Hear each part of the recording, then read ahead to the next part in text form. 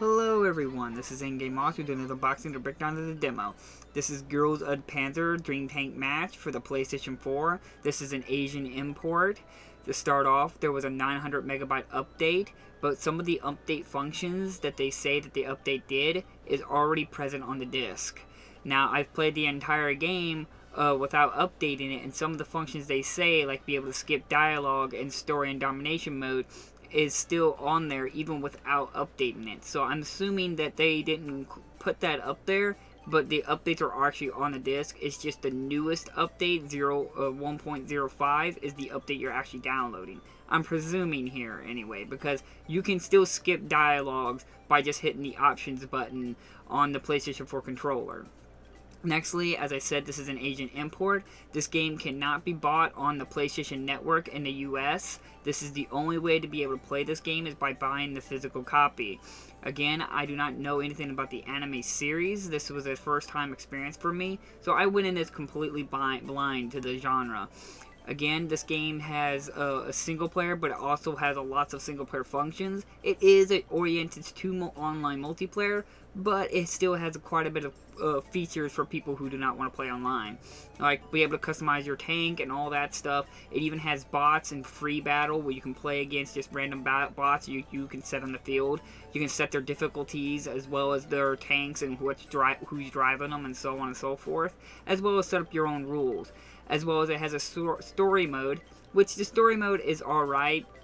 It doesn't really provide a story. It's just more or less all the girls reminiscing of their past battles, I'm guessing from the anime series. Again, I've never seen the anime, but after playing this, it makes me quite intrigued to watch the anime. But as I said, the story is them reminiscing of their past battles that they've had, and with all the rest of the girls from the other academies.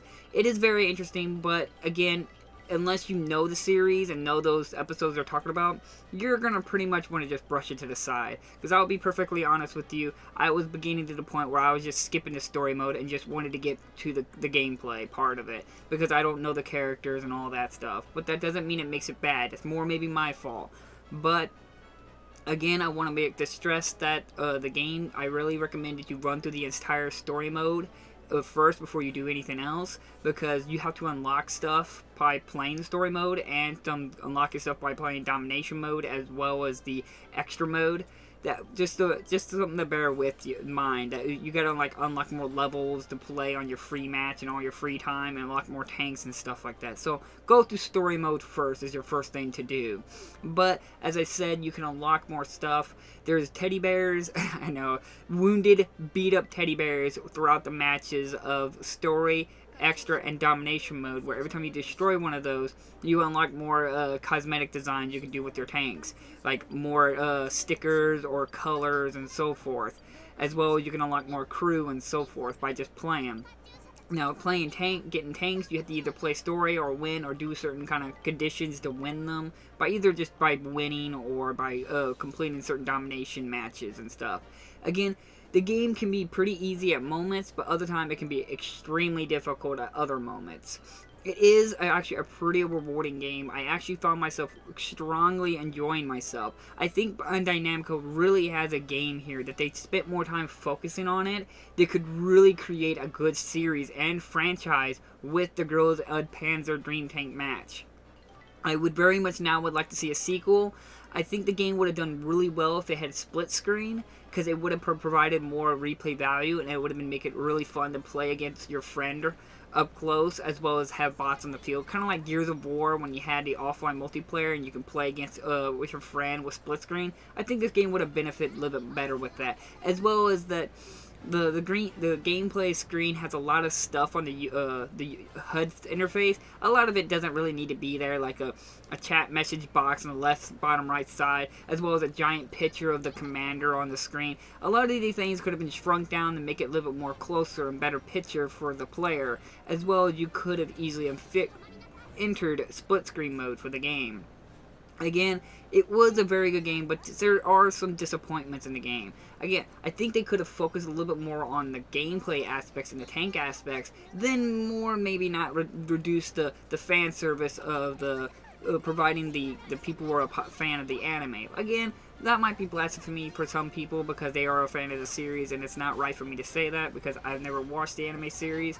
So I guess I shouldn't be the one saying that. But there is a really good potential here in this game. I was really enjoying myself. It was almost like a Twisted Metal almost in its way, but with all these tanks, and you could be able to customize and pick how you want to play and play your favorite vehicle and characters. I was always Russia. I don't know what it is. I think Russia is a really beautiful language, especially when you hear a lady speaking it. And I guess, like I said, it's just the characters in it just spoke it so well and stuff. It really just stood out with me. It was always my favorite character in class to play as.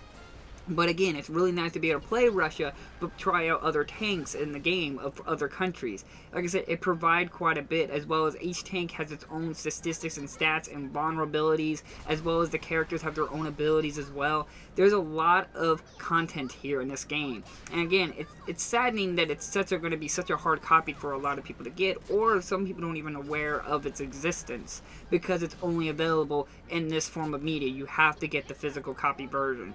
I hope Bandai Namco can really sit down and re-release at some point, maybe a sequel, bigger, deeper, and richer, as well as include split screen, as well as a little bit more in-depth gameplay mechanics and stuff like that. But it's still fun as it is.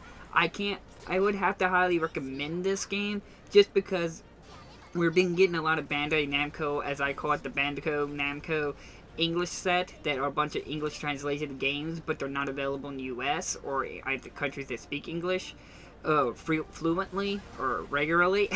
So if you wanted to buy one of those kind of high expensive games, this is the one I would recommend highly, because it's just a lot of fun, there's a lot of replay value to it, and it just has a lot of charm to it and style to it, as well as the soundtrack's really good in the game as well. Again, this was a really fun game. I really enjoyed it. I really recommend it if you ever get the chance to get it. For just playing offline and online-wise, there's not too many people playing it. I went online a few times with it. It took like 11 minutes per match just to even get one in going.